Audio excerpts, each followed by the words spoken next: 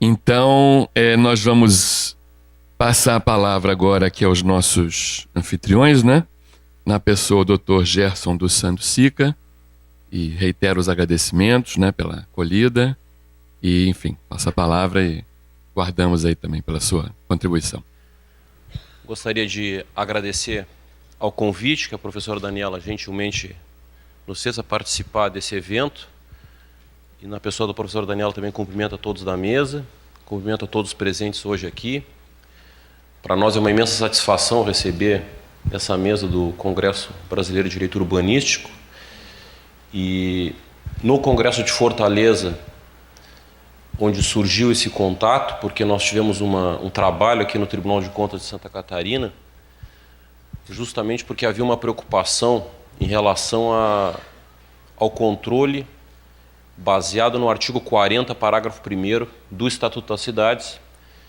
E vejam que o caput do artigo 40 fala do plano diretor, e já no parágrafo 1º, mostrando a importância da legislação orçamentária, há a previsão de que a legislação orçamentária, PPA, Lei de Diretrizes Orçamentárias, Lei Orçamentária, devem se adequar, devem ser instrumentos de execução do plano diretor.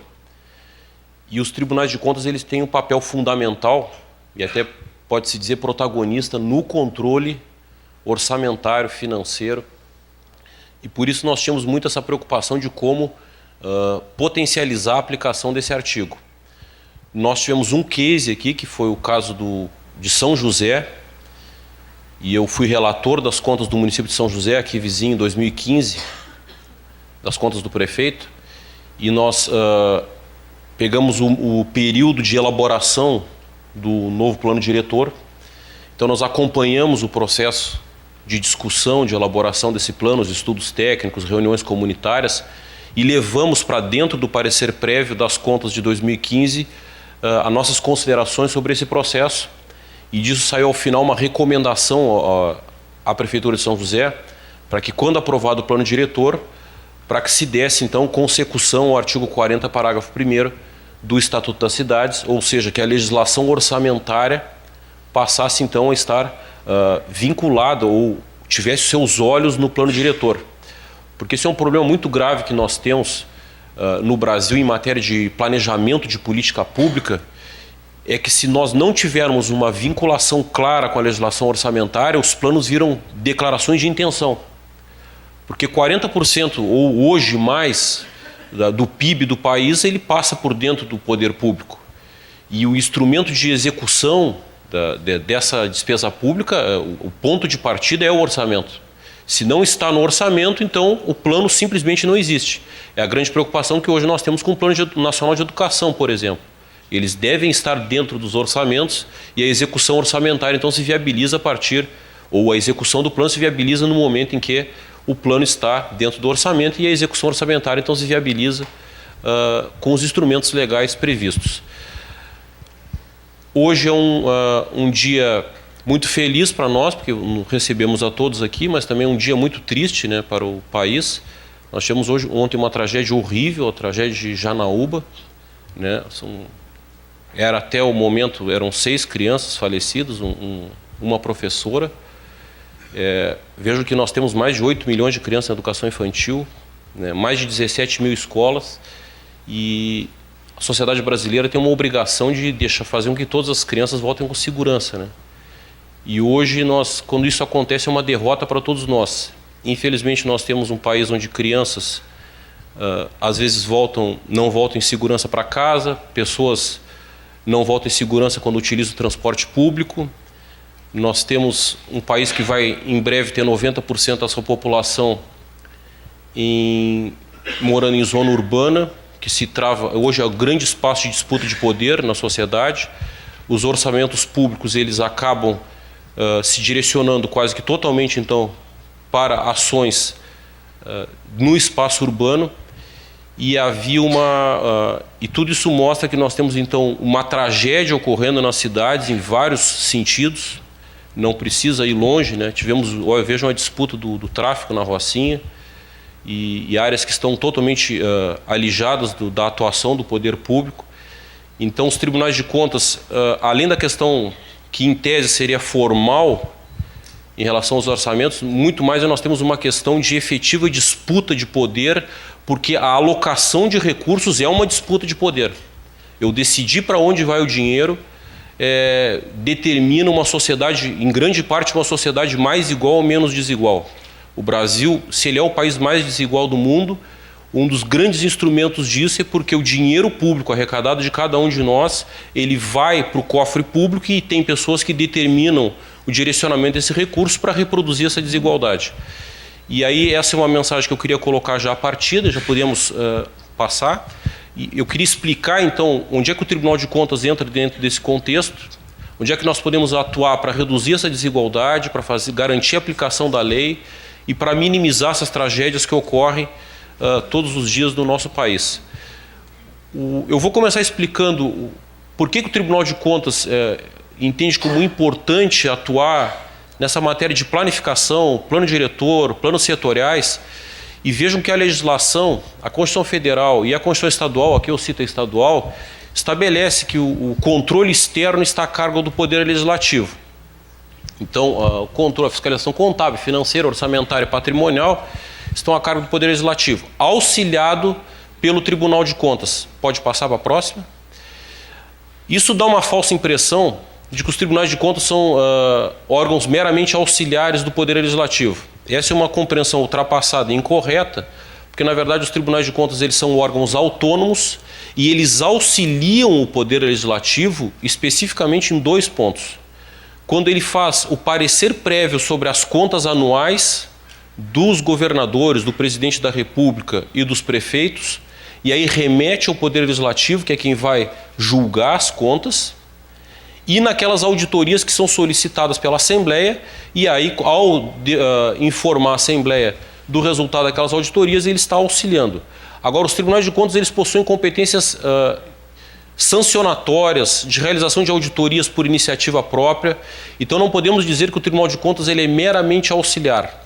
Essa é uma mensagem muito importante para quem não está familiarizado com os tribunais de contas. Eles possuem competências próprias e eles possuem um conjunto de ferramentas que lhes permitem discutir aquilo que a doutora Vanesca falou aqui. Não discutir apenas o consequente, discutir o antecedente. Nós conseguimos avaliar os processos por meio das auditorias, principalmente, de uma forma que podemos retratar esses caminhos e essas confusões entre direito e política, entre a atuação econômica e como ela interfere nas normas jurídicas, esses buracos na administração pública. Nós temos um corpo de profissionais da área do direito, administração, contabilidade, economia, tecnologia da informação, que nos dá uma grande potencialidade para atuar de uma forma muito ampla e não apenas no aspecto sancionatório. Nós temos as competências de sancionar, a competência para sancionar, mas nós temos também uma capacidade muito grande de atuação para desenhar esses processos. E desenhar esse processo é fundamental, porque para que a democracia se aprimore, nós precisamos de mais informação. E produzir informação hoje, na era em que nós vivemos, é acessar os bancos de dados existentes, trabalhar com a correlação desses bancos, extrair todos esses dados, fazer a adequada interpretação. E nós temos, então, um potencial muito grande para começar a trabalhar o controle pensando no futuro. Hoje, a tomada de decisões do poder público, ela tem que ser muito diferente do que era 20 anos atrás. Porque nós temos um volume de informações absurdo circulando, né, pelo mundo. Vejam que estimativas, a IBM estima que no máximo 20% das informações são desbloqueadas, 80% estão bloqueadas.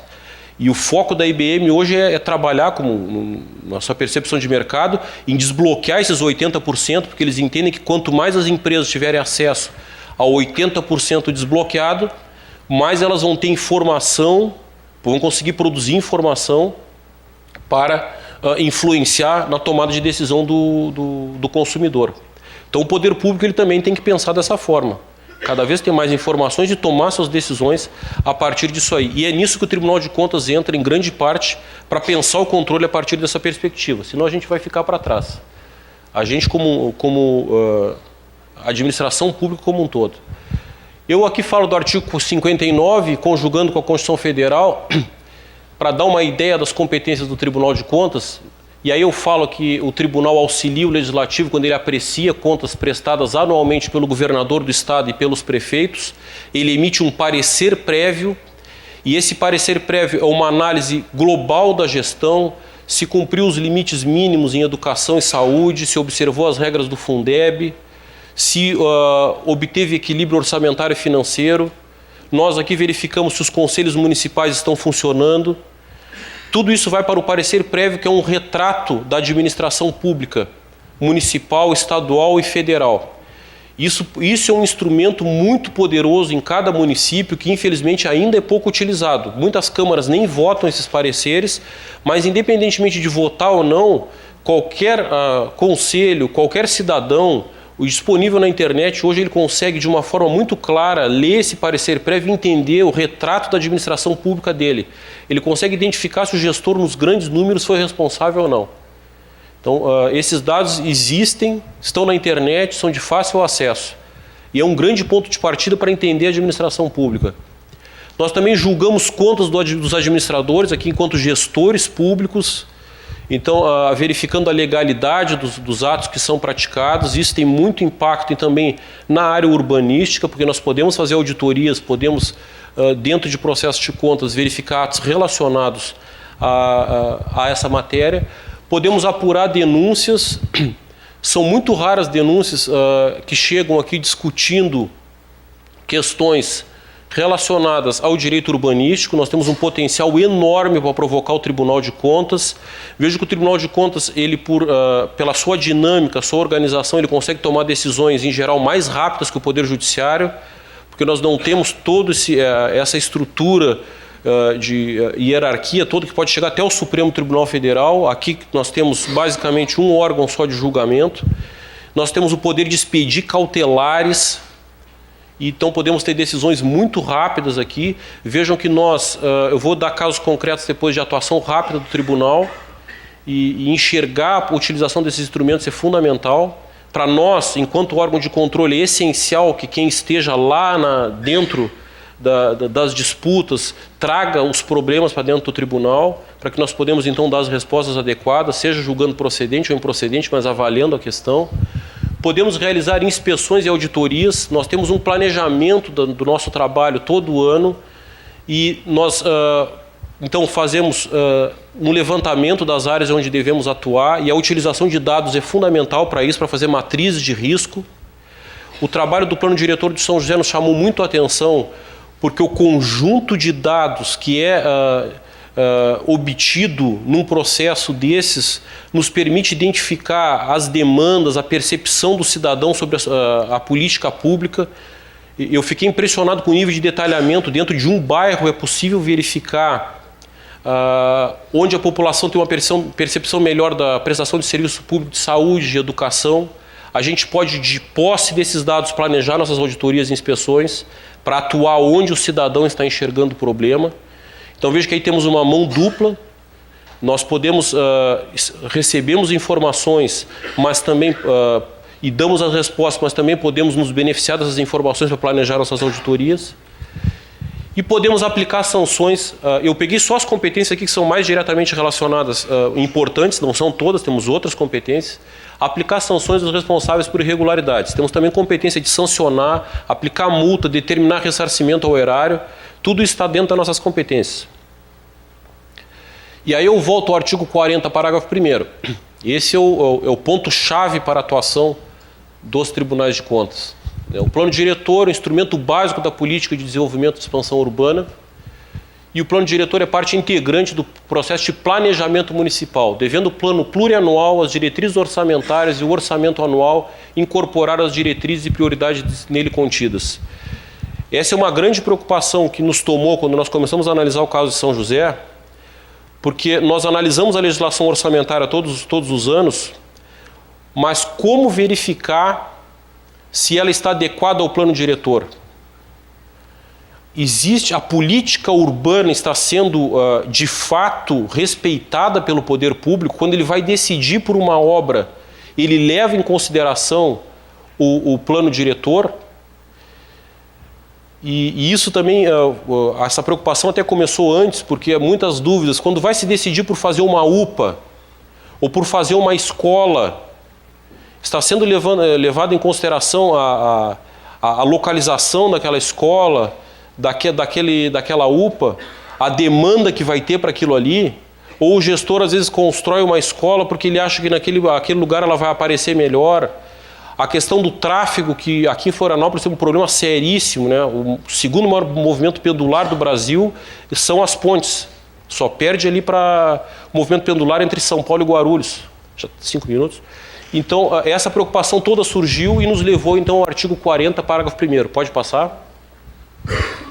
E aí, então, eu já quero entrar em como podemos atuar para dar consequência a esse artigo, parágrafo 1º, nos termos de controle.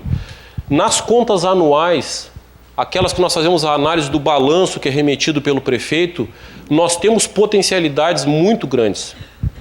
Porque nós, primeiro, podemos verificar se há plano diretor. E aqui tivemos um trabalho muito bom, a doutora Cibele está aqui no Ministério Público de Contas, né, começando esse trabalho bem interessante, começar a cobrar se existe plano diretor, quando o município esteja obrigado a fazê-lo. E aí podemos então caminhar para uma análise das contas que também leva em consideração verificar se a legislação orçamentária possui compatibilidade com o plano diretor. E aqui já cito o que eu já falei, inclusive, a recomendação que saiu para a Prefeitura de São José. Pode passar, que é recomendar então que leve em conta o 40, parágrafo 1º. Podemos trabalhar em inspeções e auditorias, verificar se a legislação municipal está de acordo com o plano diretor e os planos setoriais. Então, as obras de serviços públicos estão conforme os planos.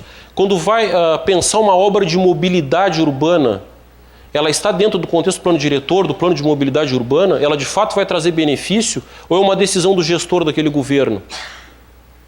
Nós tivemos um caso aqui, na área de saneamento, onde eu fui relator, isso já lá nos idos de 2009, se não me falha a memória, que nós sustamos um edital de um grande município catarinense, de uma PPP de saneamento, porque ele não tinha plano de saneamento. Então, como é que tu vai fazer uma parceria público-privada, um contrato de longo prazo, se nem plano de saneamento há? Então, nós temos que começar a romper essa cultura de o gestor tomar decisões totalmente fora da planificação. Porque se planejar e executar já é difícil, imagine querer executar uma política pública sem planejamento nenhum. Aí mesmo que a coisa não vai para frente.